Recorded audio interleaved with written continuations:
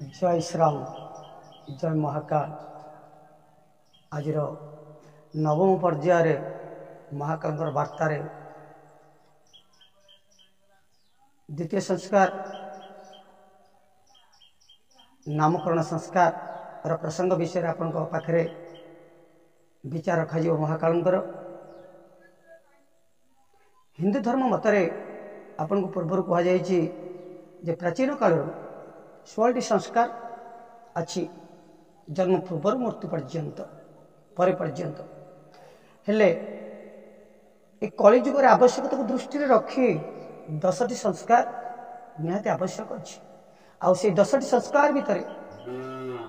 अपन से 16 संस्कार को माने गोटे छोट सीमार रखी दिए 10टी संस्कार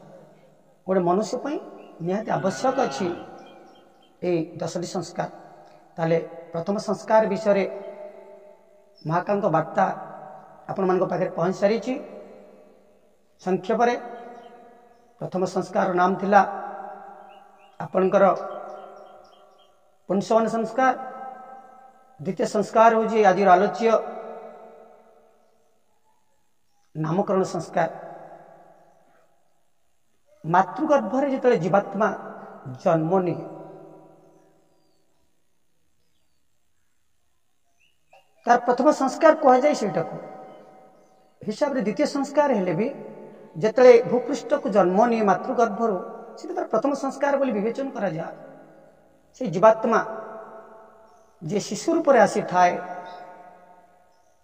शास्त्र कहूँ मात्र 10 दिन भितर आमको नामकरण संस्कार करिवार आवश्यकता अच्छी कौन पाइना एथि आपन कही संस्कार संज्ञा हूँ परिमार्जित परिष्कृत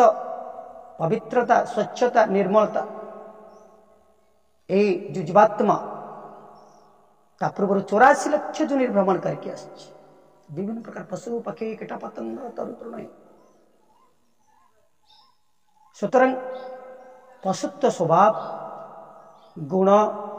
कर्म चिंतन चरित्र व्यवहार सबू पशुयुक्त होकर आसी सहित जोड़ी होकर जीवात्मा सहित। नामकरण संस्कार उद्देश्य हूँ जो पूर्वजन्मर कुसंस्कार गुड़ाक ता भीतर एंट्री कर प्रकाश कर जोड़ी होकर आसी आमे कौन करवा से कुप्रवृत्ति को कुसंस्कार को से शिशु देहरु आमे दूर करी ता भीतर सुसंस्कार को जोड़िबा कुसंस्कार को दूरेबा सुसंस्कार को जोड़िबा। एटा होची आमर प्रथम संस्कार कहले भूल हम नहीं जो भूपृष्ठ रे एंट्री होला पर गोटे शिशु जीवात्मा रूप से तेणु ये जो नामकरण संस्कार विशेष महत्व रही जे आमे जिते नाम देवा बापा माँ एमती नाम देवा जोटा कि सद्गुण रे जाउथबो माने कौन से महापुरुष नाम बा कौन से देवी देवता नाम से जदि से मान को दिज्व नाम ताले तांकर गुण कर्म स्वभाव से कौन हम ता भीतर गोटे से चिंताधारा जागृत हम हेले आपे आपे से चिंताधारा जागृत हेनी कहीं मनुष्य को सामाजिक प्राणी कह से समाज विशेषतः जो गर्भस्थ शिशु तार प्रथम शिक्षा गुरु हेले माँ और बापा यही मान से शिखब। नामकरण हेला परे पिता माता विचार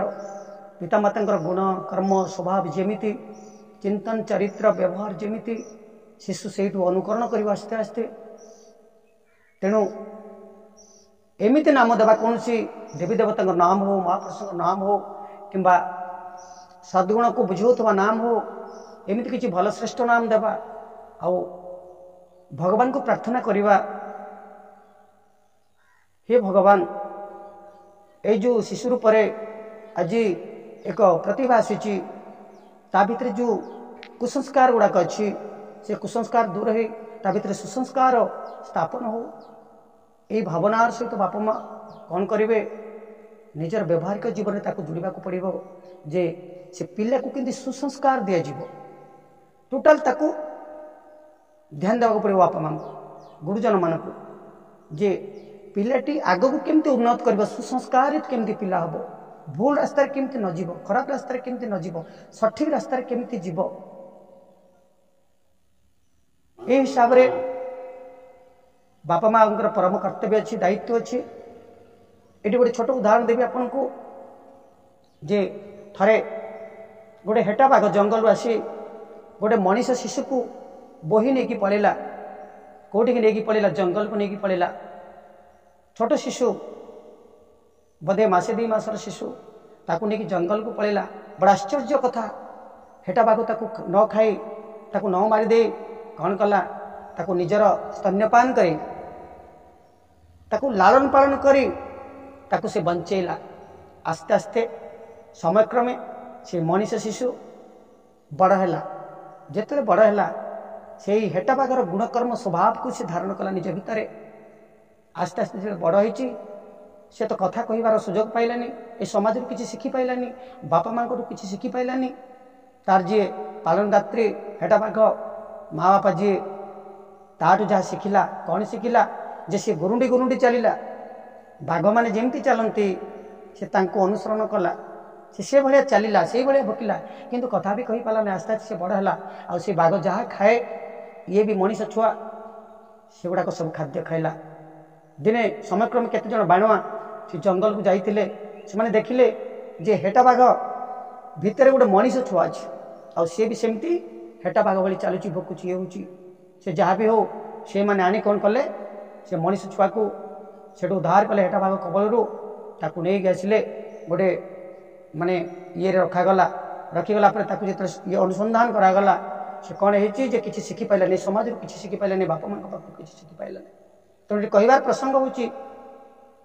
मोर देवी स्वरूप माँ भौणी मैंने तथा देवस्वरूप भाई मान को निवेदन करी जे शिशुर जदि भविष्य मंगल चाहते गोटे भल मनीष करने को चाहते महान मनीष करने को चाहते श्रेष्ठ मनुष्य करने को चाहते महामानव करने चाहते ताले गोटे पर गोटे आप संस्कार जुड़ंतु आ नामकरण संस्कार भितर